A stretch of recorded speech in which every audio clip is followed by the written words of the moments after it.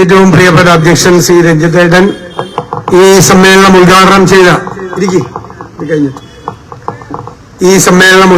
ചെയ്ത Indian national കോൺഗ്രസിന്റെയും കേരളത്തിന്റെയും അഭിമാനമായ കോൺഗ്രസ് വർക്കിംഗ് കമ്മിറ്റി അംഗം ഡോക്ടർ ശശി തരൂർ MP, പ്രിയങ്കരനായ ശ്രീ KP ധനപാലൻ, എന്റെ പ്രിയപ്പെട്ട സ്നേഹിതൻ ശ്രീ ശ്രീനിവാസൻ ഉൾപ്പെടെ വേദിയിലുള്ള ഏറ്റവും പ്രിയപ്പെട്ട സഹപ്രവർത്തകരെ, സുഹൃത്തുക്കളെ, ഞാൻ നമ്മുടെ പര്യടന പരിപാടി പ്രിയങ്കരനായ ശ്രീ ശശി തരൂർ ഉദ്ഘാടനം ചെയ്തിരിക്കുകയാണ്. അദ്ദേഹം ഭാവി കേരളത്തെക്കുറിച്ചാണ് സംസാരിച്ചത്. തിങ്ക് ടുമോറോ വോട്ട് UDF എന്നാണ് പറയുന്നത്. നാളെയെക്കുറിച്ച് ചിന്തിക്കുന്നവർ UDF വോട്ട് ചെയ്യുമെന്നാണ് പറയുന്നത്. ഞാൻ അഭിമാനത്തോടെ പറയുന്നു, നമ്മൾ ഈ ഗവൺമെന്റിനെ അതിശക്തമായി വിമർശിച്ചു. ഗവൺമെന്റിന്റെ തെറ്റുകൾ ചൂണ്ടിക്കാട്ടി, ഗവൺമെന്റിന്റെ പരാജയങ്ങൾ എടുത്തു പറഞ്ഞു. അതേ അവസരത്തിൽ ഇന്ത്യ രാജ്യത്തിൽ ആദ്യമായി ഒരു പ്രതിപക്ഷം ഗവൺമെന്റ് എവിടെയെല്ലാം പരാജയപ്പെട്ടു അവിടെയെല്ലാം നമുക്ക് ബദൽ പരിപാടികളും കൃത്യമായ സമഗ്രമായ പദ്ധതികളുമായിട്ടാണ് നമ്മൾ വരുന്നത്. അദ്ദേഹം പറഞ്ഞു, കടക്കെണിയിലാണ് കേരളം. ഈ സംസ്ഥാനത്തിന്റെ ചരിത്രത്തിലെ ഏറ്റവും വലിയ കടക്കെണിയിലേക്ക് ആണ്ടുപോയി സംസ്ഥാനം. അവിടെ നിന്ന് നമ്മൾ കേരളത്തെ മികച്ച ധനകാര്യ മാനേജ്മെന്റ് കൊണ്ട്, ആസൂത്രണ മികവാർന്ന നികുതി ഭരണം കൊണ്ട്, കാർക്കശ്യം നിറഞ്ഞ നടപടികൾ കൊണ്ട് ഖജനാവിന്റെ ചോർച്ചയടച്ച് നമ്മുടെ സമ്പദ് വ്യവസ്ഥയെ ഉത്തേജിപ്പിച്ച് നമ്മൾ ഖജനാവ് നിറയ്ക്കുക തന്നെ ചെയ്യും. എന്നിട്ടാണ് നമ്മൾ പരിപാടികൾ നടത്തുന്നത്, നമ്മുടെ പദ്ധതികൾ നടത്തുന്നത്. എല്ലാ രംഗത്തും നമ്മൾ പറഞ്ഞു ആരോഗ്യ കേരളം വെന്റിലേറ്ററിലാണ്. നമ്മളത് നോക്കിയിരിക്കുകയല്ല ചെയ്തത്. നമ്മളൊരു ഹെൽത്ത് കമ്മീഷനെ വെച്ചു. 300ഓളം ഡോക്ടർമാരുടെ കോൺക്ലേവ് നടത്തി, രാജ്യത്തിനകത്തും പുറത്തുമുള്ളവരുടെ.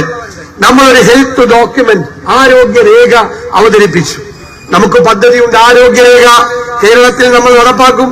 വിദ്യാഭ്യാസ രംഗത്ത് നമ്മുടെ കുട്ടികൾ പുറത്തേക്ക് പോകുന്നു.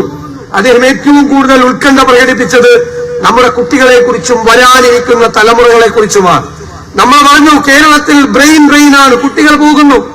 5 കൊല്ലം കഴിഞ്ഞാൽ ഇത്തരത്തിൽ പോയാൽ കേരളം വൃദ്ധസദനമായി മാറും. നമുക്ക് നമ്മുടെ കുട്ടികളെ ഇവിടെ നിർത്തണം. നമ്മൾ പറഞ്ഞല്ലോ, ലോകത്ത് ഉണ്ടായിക്കൊണ്ടിരിക്കുന്ന മാറ്റങ്ങൾ മനസ്സിലാക്കിയുള്ള കോഴ്സുകൾ യൂണിവേഴ്സിറ്റികൾ ഉണ്ടാകണം. അദ്ദേഹം ആർട്ടിഫിഷ്യൽ ഇന്റലിജൻസിനെ കുറിച്ചും മെഷീൻ ലേണിംഗിനെ കുറിച്ചും ബയോജനറ്റിക്സിനെ കുറിച്ചും ഒക്കെ പറഞ്ഞു. എവിടെയാണ് ഇത്തരം കോഴ്സുകൾ നമുക്കുള്ളത്? നമുക്ക് ആ കോഴ്സുകൾ നമ്മുടെ യൂണിവേഴ്സിറ്റികളിൽ തുടങ്ങണം. പഠിച്ചു കഴിഞ്ഞ് പുറത്തിറങ്ങുന്ന കുട്ടികൾക്ക് ജോലി വേണം, അല്ലെങ്കിൽ സംരംഭം തുടങ്ങാനുള്ള സഹായം വേണം. അതിനുള്ള സമഗ്രമായ പദ്ധതിയുമായി UDF വരികയാണ്. കുട്ടികൾ പുറത്തിറങ്ങുമ്പോൾ 1000 പ്രോജക്റ്റുകൾ അവരുടെ മുമ്പിൽ നമ്മൾ അവതരിപ്പിക്കും. അവർക്ക് തെരഞ്ഞെടുക്കാം. അവർക്ക് മാനേജ്മെന്റ് മെന്ററിനെ കൊടുക്കും, ടെക്നോ മെന്ററിനെ കൊടുക്കും, പലിശരഹിതമായ റിവോൾവിംഗ് ഫണ്ട് കൊടുക്കും. 1000കണക്കിന് സംരംഭങ്ങൾ നമുക്ക് 1-2 വർഷത്തിനുള്ളിൽ കേരളത്തിൽ മുഴുവനായി നമുക്ക് ആരംഭിക്കാൻ കഴിയും. നമുക്ക് കൃത്യമായ പദ്ധതികൾ എല്ലാ രംഗത്തുണ്ട്. അദ്ദേഹം പറഞ്ഞു 600 കിലോമീറ്റർ കടലാണ് കേരളത്തിന്റെ. നമുക്ക് 2 അന്താരാഷ്ട്ര തുറമുഖങ്ങൾ, ഒരു കണ്ടെയ്നർ ടെർമിനൽ, 17 മിനി തുറമുഖങ്ങളുണ്ട്. UDF മാനിഫെസ്റ്റോയിലൂടെ പ്രഖ്യാപിക്കും. അദ്ദേഹം പറഞ്ഞതുപോലെ കോസ്റ്റൽ ഷിപ്പിംഗ് ആരംഭിക്കും. നമ്മൾ ഈ റോഡിലൂടെ പോകുന്ന ചരക്കുകളുടെ 70% കടലിലൂടെ പോകും, ഇതിന്റെ 4/1 ചെലവിൽ. രണ്ടാമത് അദ്ദേഹം പറഞ്ഞതുപോലെ ക്രൂയിസ് ഷിപ്പിംഗ്, നമുക്കെല്ലാം യാത്ര ചെയ്യാം, പുറത്തുനിന്നുള്ള ആളുകൾക്ക് യാത്ര ചെയ്യാം. 3ാം ഘട്ടത്തിൽ നദികളുമായി സംയോജിപ്പിച്ച സമഗ്രമായ ടൂറിസം പദ്ധതി. അതുപോലെ അത് നമ്മുടെ സ്വപ്ന പദ്ധതിയാണ്. നമ്മളത് തയ്യാറാക്കിയിട്ടുണ്ട്. മാരിടൈം വിദഗ്ധന്മാരുടെ, ഷിപ്പിംഗ് വിദഗ്ധന്മാരുടെ സഹായത്തോടുകൂടി നമ്മൾ 4 അന്താരാഷ്ട്ര എയർപോർട്ടുകളുള്ള സംസ്ഥാനമാണ് കേരളം. 2 ഇന്റർനാഷണൽ എയർപോർട്ടുകൾ ഗവൺമെന്റിന്റെ നിയന്ത്രണത്തിലാണ്. 27 ഏവിയേഷൻ പ്രോജക്ടുകളാണ് UDF അവതരിപ്പിക്കുന്നത്. 27 ഏവിയേഷൻ പ്രോജക്ടുകൾ നമ്മളത് ചെയ്യും. നമ്മൾ ഗ്യാരണ്ടി പ്രഖ്യാപിച്ചു. പുതിയ യാത്രയുടെ സമാപന വേദിയിൽ പ്രിയങ്കരനായ രാഹുൽ ഗാന്ധി 5 ഗ്യാരണ്ടികൾ പ്രഖ്യാപിച്ചു. ആദ്യത്തെ ഗ്യാരണ്ടി KSRTC ബസ്സിൽ സ്ത്രീകൾക്ക് സൗജന്യ യാത്രയാണ്. എന്താ സ്ഥിതി? നിങ്ങൾക്ക് 4-5 സ്ത്രീകൾക്ക് ഒരുമിച്ച് ചേർന്ന് തീർത്ഥാടനത്തിന് പോകാം, ടൂറിന് പോകാം. UDF സർക്കാരിൽ ഔദാര്യത്തിനല്ല, UDF സർക്കാരിന്റെ അതിഥികളായിരിക്കും ഇനി സ്ത്രീകൾ ബസ്സിൽ യാത്ര ചെയ്യുന്നത്. അതിനുള്ള മാറ്റമുണ്ടാകും. പഠിക്കുന്ന പെൺകുട്ടികൾക്ക് 1000 രൂപ കോളേജിൽ പഠിക്കുന്നവർക്ക് സഹായം കൊടുക്കും. അവര് പഠിച്ചു മിടുക്കികളായി ഈ സംസ്ഥാനത്തിന്റെ അഭിമാനങ്ങളായി അവർ മാറട്ടെ. നമുക്കറിയാം, ഞങ്ങൾ ആരോഗ്യരേഖ നോക്കിയപ്പോൾ ഔട്ട് ഓഫ് പോക്കറ്റ് എക്സ്പെൻസ്, ചികിത്സാ ചെലവ് ഇന്ത്യയിൽ ഏറ്റവും കൂടുതൽ കേരളത്തിലാണ്. അത് ആദ്യഘട്ടത്തിൽ 50% കുറയ്ക്കും. അതിന് നമ്മൾ കണ്ടെത്തിയ പദ്ധതി രാജസ്ഥാനിൽ അശോക് ഗെഹ്ലോട്ട് നടപ്പിലാക്കിയ സമഗ്രമായ ഇൻഷുറൻസ് പദ്ധതി നമ്മൾ കേരളത്തിൽ നടപ്പിലാക്കും. നമ്മൾ അതുപോലെ ചെറുപ്പക്കാർക്ക് ഞാൻ പറഞ്ഞു 5 ലക്ഷം രൂപയുടെ പലിശരഹിത വായ്പ കൊടുക്കും. ഏറ്റവും ശ്രദ്ധിക്കുന്നത് പ്രായമായവരെയാണ്. കേരളത്തിൽ ഞാനടക്കം നമ്മളെല്ലാം പ്രായമായി വരികയാണ്. നമുക്കൊരു മുദ്രാവാക്യമുണ്ട്, ഒരു സമൂഹം സംസ്കാര സമ്പന്നമാണോ സിവിലൈസ്ഡ് ആണോ എന്ന ടെസ്റ്റ് നടത്തുന്നത് ആ സമൂഹത്തിലെ പ്രായമായവരോട് എങ്ങനെ പെരുമാറുന്നു എന്നുള്ളതാണ്. UDF സർക്കാർ വന്നാൽ പ്രായമായവർ കേരളത്തിൽ VIP-കളായിരിക്കും. അവർക്ക് പ്രത്യേകമായ സംരക്ഷണം ഉണ്ടാകും. അവർക്ക് പ്രത്യേക വകുപ്പുണ്ടാകും.